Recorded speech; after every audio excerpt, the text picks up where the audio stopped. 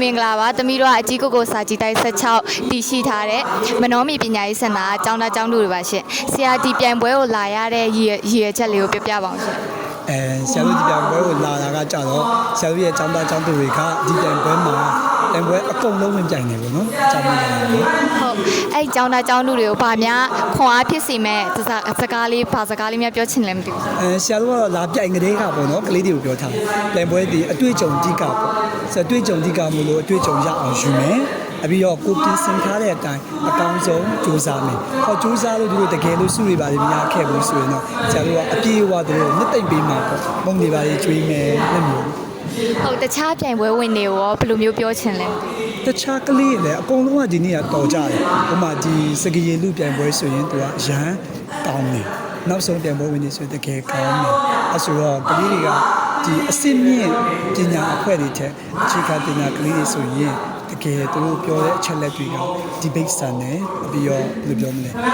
ဘဟုတုရတွေလည်းနားထောင်တဲ့သူတွေလည်းအများကြီးရစေအပြီးတော့သူတို့တွေကမကြောက်ဘဲနဲ့တတိရှိရှိပြောနေကြမြင်တော့အာဒီကလေးတွေကအနာဂတ်မှာအကူရမှာပဲနော်အခုဒီနေ့ဒီပွဲမှာမပါဘဲနဲ့နောက်နေ့မှာရှင်ပြိုင်ချင်တဲ့လူတွေကိုဆရာအနေနဲ့ဘယ်လိုမျိုးဖိတ်ခေါ်ချင်လဲမသိဘူးရှင်ဘာဖြစ်လို့ဆိုတော့ပြိုင်ပွဲပြပွဲကတော့ကိုယ်အတွက်ကောင်းတယ်ပြိုင်ပွဲပြပွဲတစ်ခုကကိုယ်အတွက်public speaking skill တွေပေါ့နော်ပြီးတော့ကိုစင်ပေါ်မှာတက်ပြီးတော့ပြောနိုင်ဖို့ဆိုတော့ရုံတန်မလွယ်ဘူးအခြားပကြီးတို့စာရေးစာပုံးတွေတို့ထက်ဒီလိုအပြောစွမ်းရည်စင်ပေါ်တက်ပြီးပြောရတဲ့ပြိုင်ပွဲမျိုးတွေကိုတိုင်စီချင်တယ်အဲဆိုတော့ကိုပထမဦးဆုံးချိန်တိုင်တဲ့အတွက်ကြောင့်မို့လို့ထစ်တာတွေငေါ်တာတွေကြောက်တာတွေမိသွားရင်ဖြစ်နိုင်တယ်အဲလိုဆိုတော့ဆရာတို့ကိုယ်တိုင်လည်းဒီတက္ကသိုလ်ကျောင်းနေမှာဆိုရင်အဲ့လိုပြိုင်ပွဲအများကြီးပြိုင်ခဲ့တယ်ပထမဦးဆုံးဆိုရင်ရှုံးနေမနိုင်ဘူးမပြောနိုင်ဘူးဒါပေမဲ့နောက်ပိုင်းမှာအဲ့လိုပြိုင်ပွဲတွေကိုပါရင်နဲ့ဘယ်လောက်စင်တီရောက်လာလဲဆိုတော့နိုင်ငံတော်အဆင့်ချန်ပီယံရတဲ့သူပေါ့နော်အဲ့ရရင်တဆင့်သူများနိုင်ငံတွေမှာတွားပြိုင်ရတဲ့သူပေါ့အဲ့လိုဖြစ်လာတဲ့အတွက်ကြောင့်မျိုးဆရာကတော့ပြိုင်ပွဲကကိုယ့်ကိုလည်းတန်ဖိုးတွေအများကြီးမြင့်တင်ပြီးတဲ့အတွက်ကြောင့်မျိုးဒီလိုပြိုင်ပွဲတွေကနောက်တော့ဖြစ်ဆရာတို့ကလေးတွေလူငယ်တွေဆိုရင်ကြောက်တယ်လေကြောက်တယ်ကွာရှက်တယ်အဲဆိုတော့ဒီလိုပြိုင်ပွဲတွေပြောရမှာကို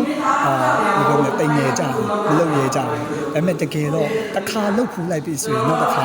လုပ်ရတဲ့တတိတွေရှိလာတယ်အဲ့လိုမျိုးပေါ့အဲဆိုမနိုင်လို့လောင်မဲ့သူလည်းရှိတယ်မနိုင်လို့စိတ်ဓာတ်လည်းကြာနေတယ်ဒါပေမဲ့ကတော့ဒီလိုပြိုင်ပွဲတွေကကိုယ့်ရဲ့ဘဝမှာဘာနဲ့မှလဲလို့မရတဲ့အခွင့်အရေးဖြစ်တဲ့အတွက်ကြောင့်မို့လို့ပြိုင်ပါလို့ကြံပေးချင်တယ်ဟုတ်ကဲ့ကျေးဇူးပါတယ်ရှင်